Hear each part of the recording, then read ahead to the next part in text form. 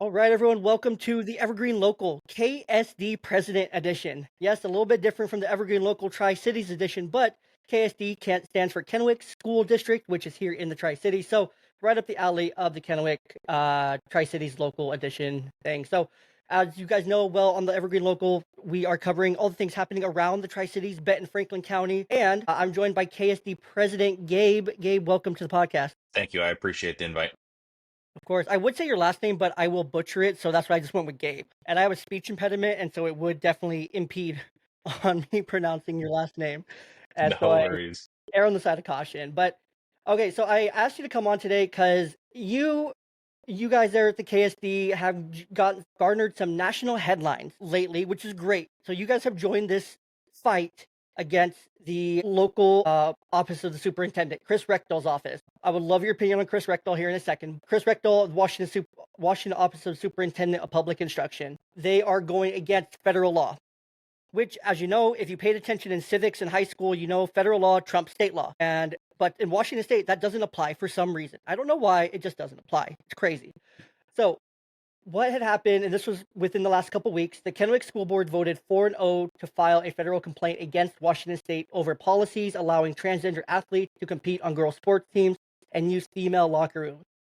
The argument was that the current state policies conflict with Trump's executive order aimed at preserving fairness in girls' sports by restricting participation based on biological sex. First, then I'll let you get into this in just a second, but I do first want to thank you. As a girl dad myself, 2 daughters, this is beautiful. This is absolutely exactly what we need.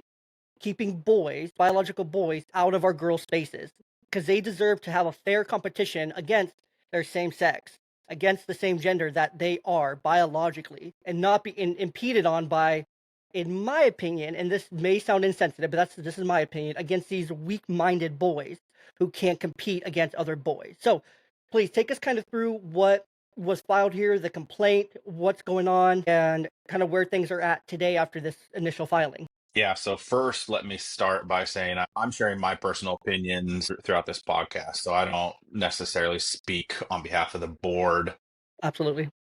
with the exception of what we've done publicly. Absolutely. So let me start with this. Last year, a track season, we had a boy win a state title in a girls' event. We came out publicly with a resolution saying we do not support this. And that garnered some national news as well. And some other school districts did the same thing. So fast forward now to President Trump's executive order. We want to follow that. That's what we believe. And so we were looking at doing a couple things, and we felt like the Title IX complaint was going to be the least risk for the school district when it comes to legal risk and other things. So we decided to go that route.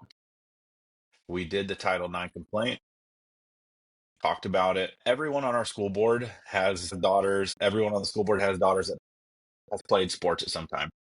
So do any of the school board members, just kind of with that, is there anyone in the school board or even that sits in the audience that is truly opposed to boys not being in girls' sport? Like, is it just like kind of like Mark Cuban came out and said the other day, like, we're just not ready for it?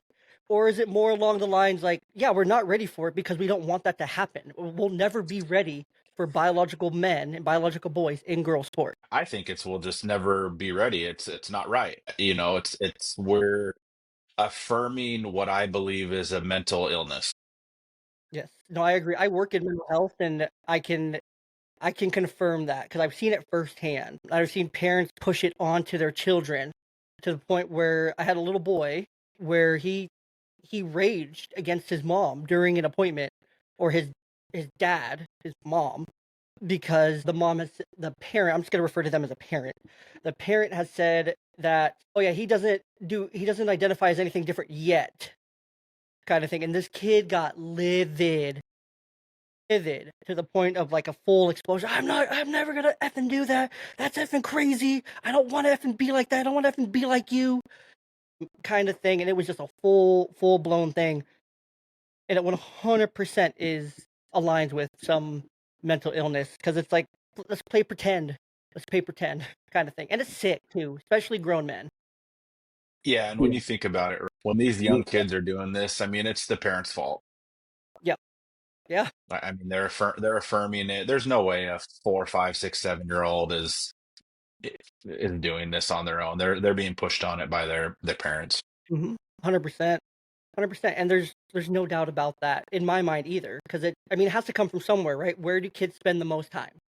At home, Yeah, right? That's where these ideas start, with somewhere within the family, somewhere within in the family. Maybe it's a parent trying to live out their dream through their kid, and maybe they're only having one kid, and now they have a daughter when they really wanted a son, and they're trying to live vicariously through their kid and kind of thing.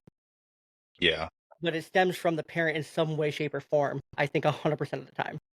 yeah, yeah, and it's hopefully we'll see the world come back to common sense. Yeah, right. That's the goal of a podcast like this, is to kind of restore some of that common sense. Brandy Cruz does a great job. Jonathan Cho does a great job of just trying to restore some common sense to Washington State. And I'm not on their level, right? But they are inspirations to me, and they're great. So with this, I want to ask. So I had heard multiple times of these threatening letters coming from the OSPE office and from Chris Richter. What do those letters look like? Those threats, essentially, from Chris Richter's office. Yeah, so I have my personal opinions about Chris Reichel. Yeah, we all do. I I think he's failed. If you look at everything public education, it's down the drain, right? Yeah, He spends more time with these social issues and doing that than he does actual stuff that's going to help school districts. yeah. But No, these isn't letters, so the what happens is yeah. these letters come in and they basically tell you have to change, you have to go to what they want, and if you don't, they're going to essentially withhold funding. And so that's it's unfortunate, right? Because it puts you guys in this really weird predicament, right? And as far as I know, there's only been 3 school districts in our state: Kennewick, Tumwater, and was it Prosser as well? I think Prosser was one, but I could be wrong on that. But I know Kennewick and Tumwater. There was a third, but only 3 school districts have actually started fighting back. So that begs the question: will, like, the surrounding area schools here, will Pasco, Richland, Findlay, Prosser, any of the other local school districts here in Benton Franklin County, are they also planning on filing anything similar to your knowledge, or is that kind of still to be seen? I don't think any of the smaller districts will, like Findlay, Kaiby. They've got other things on their plate. Yeah, Finley's just trying to decide if they're going to go to a 4-day school week or not. They're in cutting positions, like they got they got bigger fish to fry, right? Yeah. And Pasco, I don't know so much about. I doubt it. Richland, my opinion, that's a hot mess over there. Their budget's a disaster. Yeah, They've always pushed back too against parents' rights, and they've done things in that district, I think, to maybe go more left than right. that makes sense. That makes sense. We were just talking about Chris Rectal here, and you just brought up parental rights. But I want to show everyone something that recently happened from Chris Rectal, just to kind of know the person that's in charge of the education of our children. So this man, I don't know how he got elected. I don't know who votes for him, honestly, or who's propping him up. But he posted this on his personal Facebook against Donald Trump. So that's Chris Rectal right here, and he posted this on his personal Facebook against calling out President Trump: a super callous, fascist, racist, sexist, Nazi, POTUS. That's what he's busy doing. He's busy making these signs versus, taking care of doing his job. While here in Washington State, and I'm sure you're aware, we spend the third highest in the nation, I believe, if not fourth or fifth highest in the nation per pupil. But we have test scores ranking in 45 to 50 among all states. So we're one of the highest spendings since 2019. I think we've gone up 110% per pupil in spending, but the scores have crashed to an all-time low here in the state, to where, what is it? Middle schoolers don't have 80% of middle schoolers don't have it above a third grade reading level, fourth grade reading level, and a fourth or fifth grade math level, and they're in eighth, ninth grade kind of Mhm. thing. Like they're still stuck in that grade that they started in when COVID hit, almost, it seems. And it's crazy. Crazy. So, what is there anything specific that Kennewick's doing a little bit differently? I know there's a new curriculum coming for reading. There's been new math curriculums implemented over the last couple of years, but is there anything specific that comes to mind that Kennewick is doing to kind of push back against these state normatives that have become the norm in the state? Yeah, so Reichel has just been terrible. Scores have dropped. He's actually in the process of changing the scores so they look better, basically. But in Kennewick, we've adopted new curriculums. Mm. We've switched over our testing. So the way we test kids now, we do a different model. And I think we're really starting to focus on the academic piece of things and what works. The problem is the state pushes all this stuff onto us that takes time in the classroom. My wife's a fourth grade teacher, and she's going from the start of the bell to the end of the bell, but there's not enough time to teach the basic stuff. And so that's the problem. We do all this extra stuff in the classroom that we shouldn't be spending time on. Yeah, because it should be math, reading, writing, arithmetic, right? Those are the things that should be being taught, the actual subject. But there's a lot of fluff to the school day, right? There's a lot of extra thing, like specials are important, and then schedules change. Like I've worked in behavioral health the last 2 years. I've worked in and out of damn near every school in the Kennewick School District, and schedules are crazy, and all over the place, and they change so rapidly, and the blocks change rapidly to meet these state standards and things like this and whatnot, and I ultimately just hurts the kids, like you're saying here. One thing that did just come to mind that I just remembered. So if I remember correctly, and I'm not sure kind of where Kennewick landed on this, but the LBGTQ plus curriculum, history curriculum that was supposed to go into effect on October 1st, 2025, that had no funding, no curriculum given to it, and school districts are just told to implement it by this date and this time. Where is Kennewick at on that? Are they actually going to be Are you guys actually going to adopt it? Did you push back? Because I think that's what I'm thinking. Where Prosser said, "No, we're not doing this." Yeah, so we adopted our two biggest curriculums early since the law doesn't start until October. But where we are right now with that is WASDA, so the Washington School Directors Association. They're in the process of creating a policy to have school districts adopt that policy. And so we're waiting to see that. My own personal opinion, we're going to take it and we're going to push back as far as we can. So I can expect that my daughter won't be taught, or hopefully won't be taught, any LGBTQ plus curriculum going into third grade next year.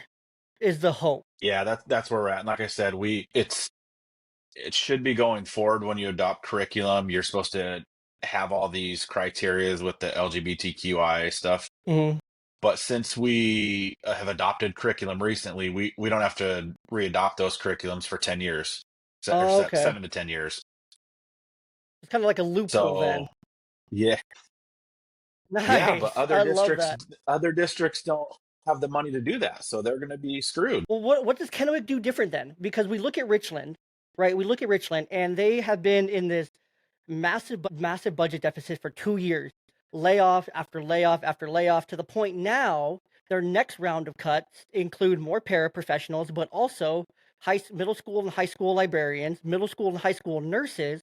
But some of that all comes from the COVID hires that they weren't supposed to do, and the mismanagement of those COVID funds that they weren't supposed to hire people with, that they weren't supposed to give raises and things like that with, what they did anyway. So some of it's self-inflicted. Majority of it's self-inflicted. But what has Kennewick done to stay out of that budget deficit, to be able to, still push back and to adopt the things they have to adopt, to find these loopholes, to not have to worry about these deficits and whatnot, and to run a fairly, well-ran school district? Smart leadership. I A mean, little personal shout out there. if you look at the way that we review our budget, Kennewick, we go through it with a fine-tooth comb. We ask questions like crazy. And we have a business office that understands that we want to ensure that we're not wasting any money. And when it comes to the The Joneses. COVID funds, yeah, and when it comes to COVID funds, they overspent. They're one-time funds. You can't give raises to teachers or raises to anybody and then not expect that to come back and bite you in the butt when the funds are gone. Yeah, because I mean, they're one-time funds. They're not going to be there forever. Did they think that there was going to be more? Like, When it comes was it? down to, I think, with the unions in the district, Mm, to be upfront and say, look, we don't have this extra money to give raises. But yeah, they overspent. They've got board members who've been there a long time that just haven't been keeping an eye on the budget very well. interesting. Interesting. So it's really just good management of funds and being a good steward of, taxpayer dollars. So do you feel like each district, or let's just talk about Kennewick. We'll stick strictly to Kennewick since that's what you know best. I don't want to have you speak for other districts or anything. So is there a revenue problem? So there's plenty of bills going through the House to increase property taxes, to fund public education, fund public schools. There's a couple bills that Representative Connors has, put on the table for CTE expansion and whatnot, for CTE programs and whatnot. And then there was another bill that I just actually covered today on the Evergreen report, the big show, talking about making amendments to like standardized testing and whatnot, which I thought was interesting. I don't remember which, I think it's like 1414 or something. I could be wrong on that. But basically allowing students like all these modifications for standardized testing when standardized testing should be standardized and time, location, place, pencil, paper, all the things, but making it different. So when it comes to, I guess, the spending and the stewardship here locally, is there really a revenue deficit, or is it just the managing of funds that's the biggest key here? It's both. So the state doesn't fully fund education. And I don't expect them to do any increases or anything this year. They're going to say, we're in maintenance mode. We're going to keep it the same. And that's really a decrease, right? Because it doesn't account for inflation or any costs increase. Yeah. And so right now, what we're seeing too is we're seeing a stagnation or a small decline in enrollment in schools too. And so that's an issue. Yeah. Didn't the special education enrollment go down? And I think it was at the February meeting that was reported that some of these numbers are down compared to last year for the Kennewick School District. Is that because more people are homeschooling, opting for different options, private schools, things like that, or just doing their own thing? It's a combination. We've gotten a little bit, I think, stricter on how we do 504s and IEPs and those things. We want to make sure we're doing them right. 100%. Because those things cost the district a lot of money. Yeah, that's A lot. it costs a ton of money. But yeah, I So, mean, overall, the district we're running about even to where we were pre-COVID. okay. So the 5 year, everything's kind of resettled now, 5 years later. Yeah, and we're actually in the middle of doing a study with the private school right now, trying to understand why people left the district. Because we don't really have that many private school options here locally. I mean, we have a few church schools, Calvary among others, and is there a pretty big homeschooling population here locally that you're aware of, that people opt for homeschooling co-ops? Oh yeah. Yeah, there's a pretty significant homeschooling group here. And so we're trying to understand why people are leaving the district so we can ensure we correct those things to keep kids in our district. Okay. Now, is there anything specific that people are saying when it comes to leaving the district? Because for me, the only reason I've considered leaving the district is, and I've considered it, I mean, honestly, with all the things going on, the more and more aware I become, but I'm fairly confident in my kids' school. They do things right over there. But the only reason I've considered is like all the agenda based stuff coming in is my biggest concern as a conservative Christian father. It's like I don't want my daughter being taught that stuff in school. And then, of course, you stack on the parental bill of rights being gutted on top of that, and it just actually advanced out of the Senate last night. So it's passed the House, and now it's passed the Senate, House Bill 1296, which had gone through a 6-hour debate a few weeks ago in Olympia. and I watched that till 2 a.m. and I fell asleep at my desk watching that. I was into it. I was live tweeting. Jim Walsh was replying to me and everything, and I was getting like replies and stuff. All like every amendment, good amendment. Like my favorite amendment, I think, was giving the student list of responsibilities. Right, like that was great. Democrats, no, kind of Yeah. thing. And then this parental bill of rights. And so, from the school district and then a teacher perspective, is this something that teachers want to kind of have on their plate now and be dealing with?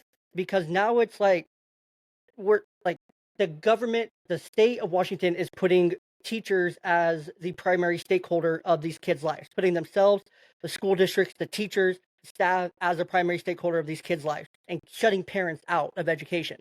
But last time I checked, parents are a pretty integral part of the whole education process. Yeah, and I'll start by saying 95% of our teachers are phenomenal. Yes, absolutely. We have a small group, I think, that lives for this stuff. They want to be able to push their agenda, and we want to get rid of that in the classroom. And so I don't know what passed out of the Senate last night, So what passed out was the but same House Bill 1296. So Senate Bill 5181 was the Senate version of it. So it's the same bill gutting the parental bill of rights. So the no notification, the yeah, allowing schools to provide gender affirming care, medication, mental health services without parental notification, changing the parental notification to, I want to say, a week from 48 hours, and just allowing for parents to be more kept in the dark about what's going on. If my daughter shows up and then she decides to go by he, him pronouns, you don't have to tell me kind of thing, and all yeah, that stuff, which is just absolute lunacy. Because, in my opinion, my humble opinion here, is that the school district, no offense to you, and let's say your wife's my daughter's fourth grade teacher in a couple years. I don't know where she teaches, but if that works out, that'd be crazy. But let's say she's there. I'm sorry to your wife, but I'm the primary stakeholder in my kid's life, not you. I'm gonna make her decisions, not you, kind of thing. And I'm gonna make her decisions up until she's 18 years old and out from under my roof, kind of thing. I'm that kind of parent. yeah, Because where you're gonna do what I say, how I say it, when I say it, until you're 18 and you're out of my house and out from under my roof and I'm not paying any of your bills, kind of thing. Until then, my word is law, kind of thing. yeah.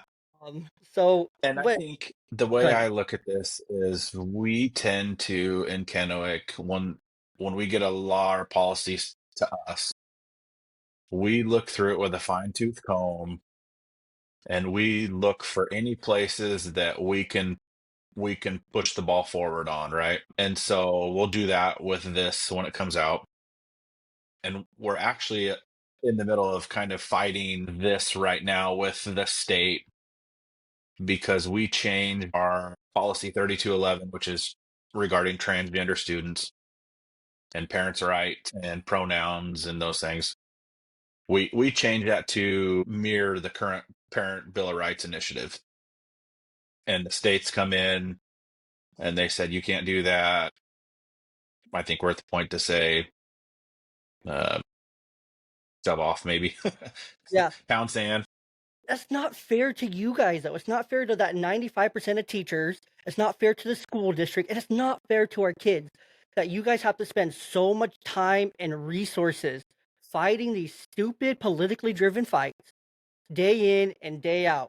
Because I'm sure there's days where you wake up, you're like, I do not want to check my email, I do not want to check my phone because I don't want to see what kind of BS is going to come through today, right? Or you hear a ding on your computer in the middle of the day and you're like, oh my God, what now? What now? And I'm sure that's a reaction from a lot of school board members.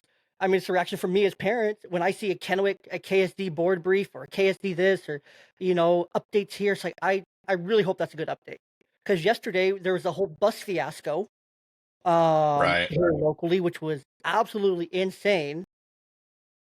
I think the bus driver handled that situation perfectly, stopping the bus, not moving the bus, waiting for police intervention and whatnot, because people are crazy. And luckily, no kids were harmed because no kids were on the bus yet.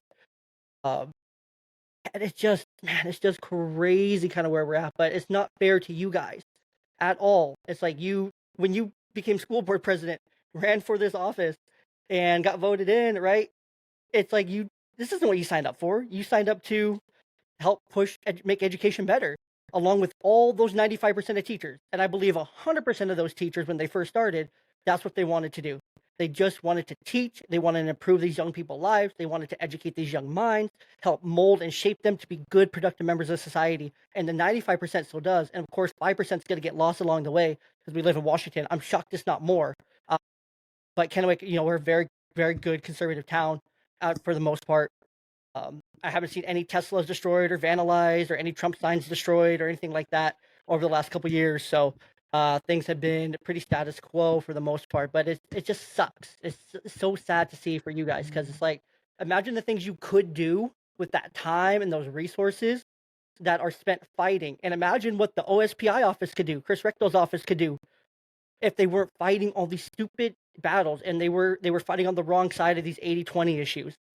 Right? If they would fight on Yeah. the 80% of issues and just leave that 20% alone, imagine the test scores. Imagine the literacy. Imagine the math and the reading literacy that our state would have. How, because we have such a big tech sector here, there's no reason we aren't leading the nation in all scores across the board in so many different categories. Yeah, and the stuff they push out of Olympia directly impacts us. If you think Yeah. about all the gas taxes and what that costs us to run buses, the property taxes that we have to pay for all our properties, like our MSOC, our maintenance budget, the last 4 years under the Biden administration averaged $3 million more than the previous Trump administration. So imagine what we could do with 10 or $12 million over the last 4 years. Oh my gosh, I can't even imagine. We would probably have a couple more schools, a few more schools, less burden on teachers, maybe some raises, Yeah, bonuses. yeah. Yeah, and then you mentioned the bus driver thing, but one of the great things we're doing in Kennewick is we have that armed safety officer program. Yes, and I absolutely love that. Those guys are the absolute nicest freaking guys. And they're alert. They're always moving. They're on top of their stuff. They are fantastic. I love seeing those guys because I see them out just all day, circling, circling, circling, hand on their hip as they're walking, circling. They don't let a single freaking thing go by them at all. No, no, and that's nobody else in the state's doing that. Which, why aren't they? We're doing that. So where did those guys come from? Are some of those guys like previous police force, ex-military? Like, where did a lot of those guys come from? I would say 95% of them are retired KPD officers. See, and that's the thing, right? Every school district has that available to them, right? Every school district can call up their local police. Hey, can I get a list of retired officers that are still kind of looking for work or wanting to do something a little bit more low key? And I'm sure it was pretty easy to fill those positions with those retired KPD officers. Yeah, we have a great program. So it's ran by Scott Child, who's the former commander for KPD. And then 95% of them are former KPD officers, or they come to us as retired Benton County sheriffs. They're all former retired law enforcement. That's incredible. That's perfect. That's exactly who you want. Yep. And they do a great job of 99% of that job is creating a relationship with students and showing that police are good and they're not bad and those kind The of things, kids right? love them. I see it Oh every yeah. single day. Like every single day when I go to Kennewick schools, I see all the kids go up to them, high five them, hug them, and it's such a positive relationship. And it's so good because kids need that. They need that. Yeah, and KPD's been fantastic. Chief Guerrero's been awesome partner in doing this, and it's worked well. For example, there was rumors of a big gang fight at Kamikin, and Scott Child took 6 or 7 of these guys, moved them all to Kamikin for the day, and basically stopped it from happening on school grounds. At least I hear it happened off school grounds later, but not on school grounds. So. Is that related? I mean, was that recently, just a few days ago, Wednesday of this last week, or? No, that was end of last year. Oh, okay, okay. Because I was thinking of another. We just had another juvenile incident in like South Richland or wherever that was, off of like Gage and whatnot over there, over by Yokes, kind of. There was like a drive-by Yeah. shooting, and then it was all involved juveniles, and suspected to be gang related and things like that. So a lot of details have come out about that yet. But it was like a 17 car stop. I was trying to get my daughters to soccer practice and ran into that, and I mean, it was crazy. It was crazy, but Yeah. you mentioned the maintenance budget there, and we're getting pretty close on time. I don't want to keep it too long, even though it's a great conversation. You know, I never thought about that part of it, right? I never thought about how this property tax increase would affect the school district because they're all on properties. You got to pay taxes for all those, right? And then the gas taxes, right? Because of the Climate Control Act, which is rumors the next session, or Trump could be doing something to dismantle that act, which would drop gas prices legit by 40% per gallon. But then they also want to put another, gas tax on, increase the gas tax by 6 cents come July 1st. And then other B&O taxes on top of that, and wealth taxes and all these things, and then payroll taxes, expanding this failed Seattle payroll tax to the whole state. That would affect school district because that would be, big money, payroll that they could tax. And I really don't think that they think of all these things that they're doing and how they could affect schools, but they label they're manipulative geniuses when it comes to this because they'll label, oh, this bill goes to help the schools. The money from this bill, this tax is going to help public education or public health or don't even get me started on how they want to raise the marriage licenses by $100 to create this new DV fund, or tax social media companies, or tax dating apps, or literally tax all the fun out of Washington State. They blow the money on stupid stuff, and then they want to tax us to oblivion. Think about the insurance too. Just Yeah, the insurance cost. So like I said, our maintenance budget was on average $3 million more over the term of the Biden administration, and that's $12 million. I that's a mean, lot that's of money. curriculum. That's curriculum for folks. That's how many paras can you put in a school for 12 million? You're staffing classrooms three people at least per class, damn near across the district. You know, the special education programs, the autism rooms are all getting just the tier 2 behavior classrooms, elementary autism rooms beyond that. Like they're all getting, a good amount of staffing to where in those classrooms it becomes 1-to-1. Like I can see it. I can see it. It could. Imagine the expansions that could happen. Instead of having all these portables, you could just expand the school essentially. Instead of having to be in all these portable buildings, and actually make classrooms and not stick these. And I feel bad for teachers that are out in portables because it's got to feel so isolating just being in this little portable all day. Oh yeah, And for sure. it stinks. Like there's so much that could have been done, and there's still so much that can be done with if things can actually turn a little bit, turn up a little bit. Yeah. Yeah, and one of the things that we focus on as a board is actually getting into schools. That's awesome. So we visit schools regularly, as board members, and we talk to teachers, paras, principals, students, everybody, because when things come to the board, we want to make sure we have the most information to make the best decision. Absolutely. Yeah, but that's just good leadership, right? That's just good leadership. Is you should have all the points. You should know all the sides of the story. You want those firsthand accounts because that's what actually can make a difference. It's like, oh, maybe that thing we were gonna do isn't actually good. But then you also want people to know, like, oh, wait, the school board's actually involved in here at my school, like, because these teachers probably have never seen that before in their lives. Nope, I've heard that so much. When I go into a school, they're like, I've been here 30 years and I've never seen a board member. That's crazy. Because isn't the Well, board public service, right? how do I make the best decision on a curriculum if I don't talk to the people who've been piloting it? I And then mean, it makes no sense. yeah, then you're just making stat sheet or spreadsheet decisions at that point, which you can't make any tweaks or anything because the numbers could look great, but how do you know the difficulties are having it? How long is it taking the kids to get it? How long is the acclimation process? You know, who are boys doing better at it? Are girls struggling with it, or vice versa, kind of thing, and understanding all those things and those intricacies. And I think that's a great thing that the board does, and it's needed because if you don't have those voices being heard, I mean, who's going to know better? You're not there piloting it with the kids.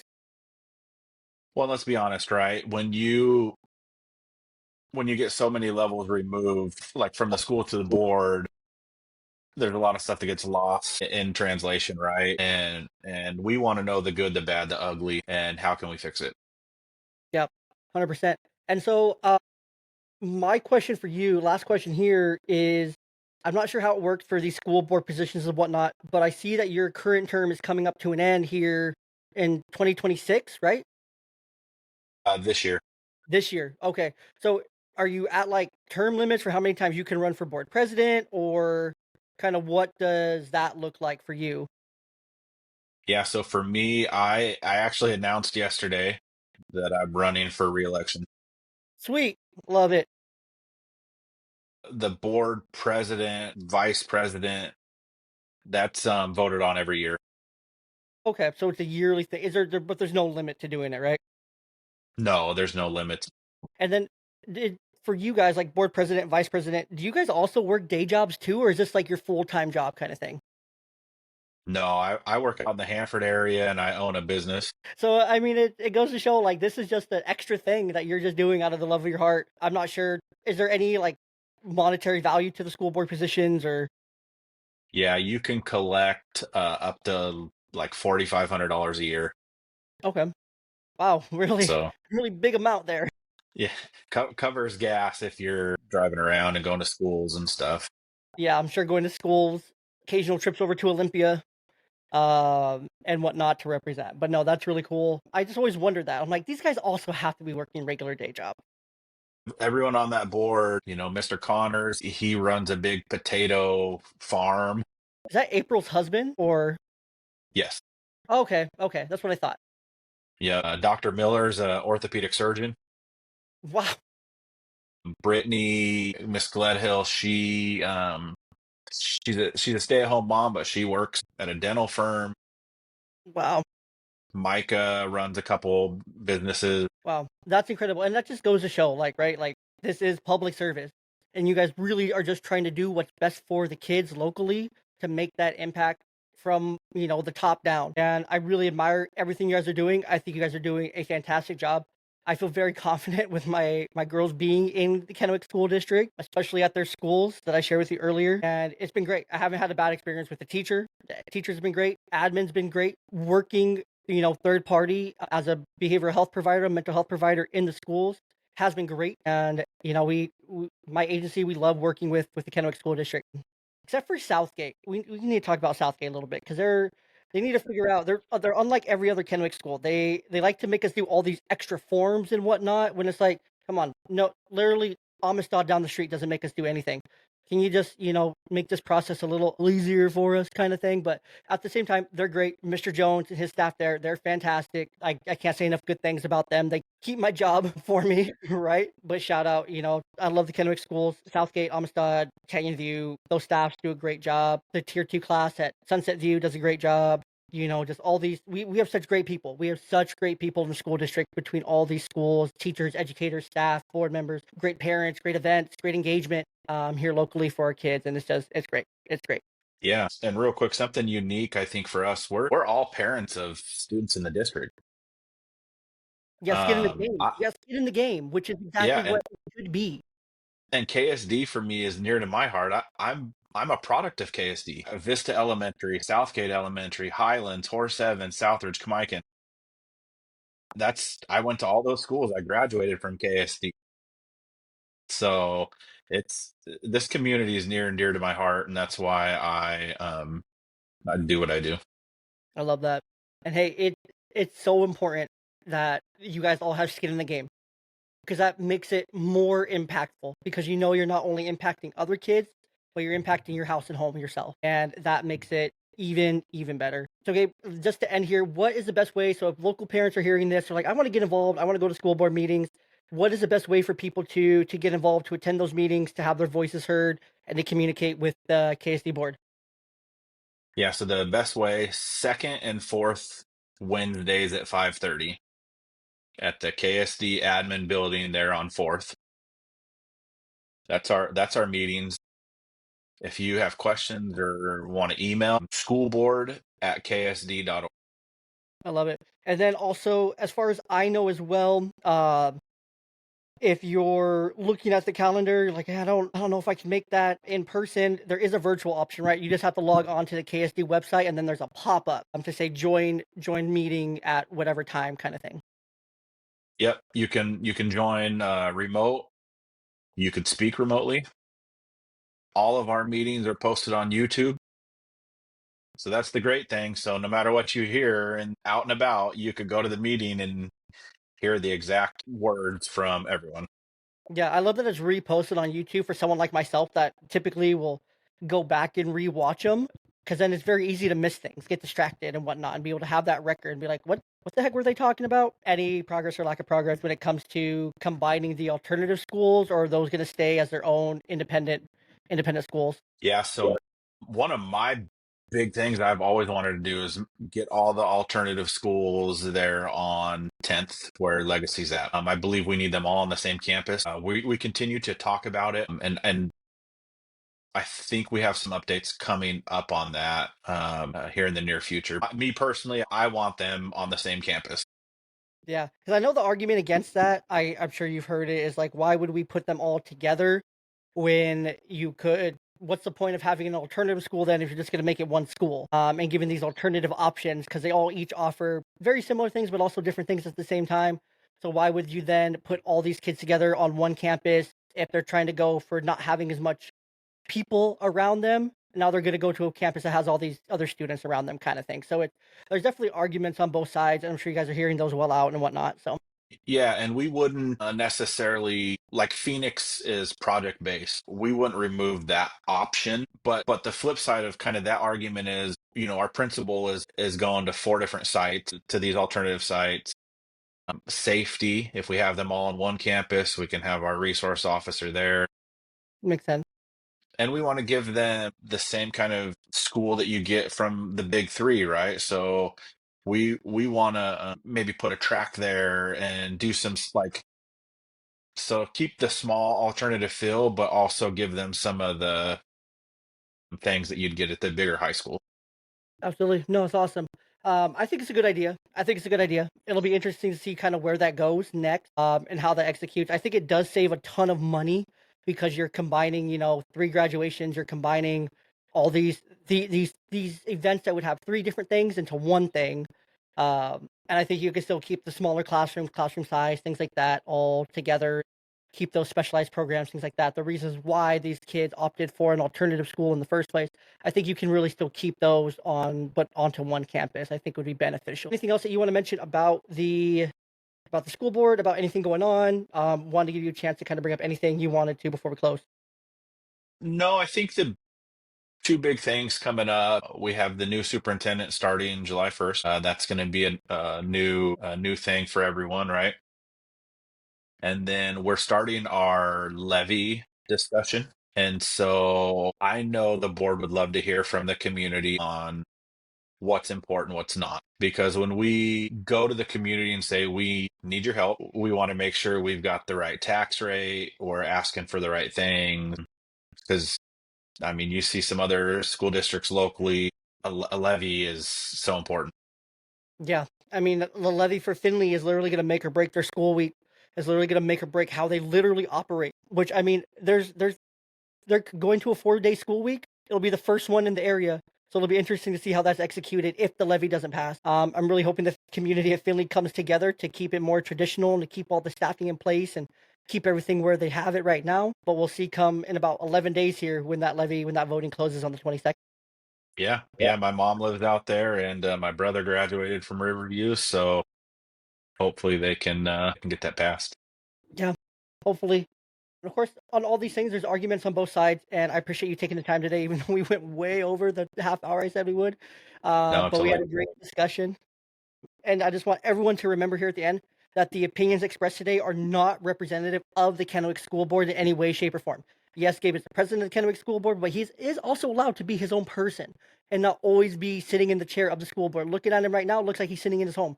So his opinions on the podcast today are his own, and they're not indicative of the Kennewick School District in any way, shape, or form. So I do just want to once again give that disclaimer. My opinions are my own, so you can come after me all you want. I don't care. Don't go after Gabe. Don't go after KSD because I heard you on this podcast talking about this and talking about Chris Rectal. Chris Rectal, if you have a problem, about this podcast, talk to me, not to Gabe. That's fine. Chris Rectal is more than welcome on this podcast. I will take any of those kooky Democrats in Olympia, OSPI onto the podcast at any time, any place. I'm ready for them, so they can come on anytime. I mean, just go look at the Tri-State Herald comments for our Fox and Friends interview, and you'll see what we deal with.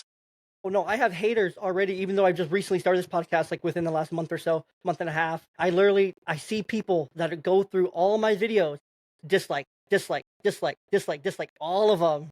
And I'm like, come on. I know it's like the same 3 people on one phone, each, passing around, dislike that video, go to this channel kind of thing. And it's just the same people. But hey, all engagement is still engagement, and Yeah. even bad publicity is publicity. But again, Gabe, I really thank you for this. This has been a super course. insightful conversation we had today. I really appreciate it. I hope to have more future conversations with you, other board members as well, to get their insights on some of these key issues as well that are affecting our kids here locally, and then just continue the conversation. And again, if you need any help at all with the 2026 or 2025, re-election and whatnot, let me know. Happy to platform you, happy to help promote, and happy to do whatever it takes to help you and the good people of the Kennewick School Board stay in place and keep things moving. Great, Jay. I appreciate the time. Of course. And to our listeners, make sure you guys go and do all the things like follow, subscribe, leave a review, rate, all those things. Share it with a friend, share it with your Democrat friends, especially here locally, and let them get a taste of kind of what the school board's actually doing and what some of the things that are going on in the state actually mean for them. I would 100% recommend that to all my listeners. Make sure you engage, leave comments. Even negative comments are still welcome here, right? I welcome all the comments and whatnot. And if any other school districts are hearing this, please feel free to also reach out to come onto the podcast as well. Until next time, make sure you guys all stay evergreen.